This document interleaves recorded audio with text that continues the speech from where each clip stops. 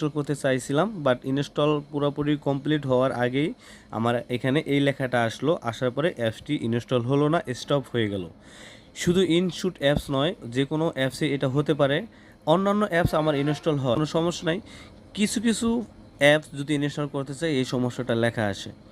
এটার কারণ কি এবং কেন আসে, আর এটা থেকে আপনারা কিভাবে সমাধান করবেন, সম্পূর্ণ প্রসেসটি এই ভিডিওতে আমি দেখিয়ে দেবো।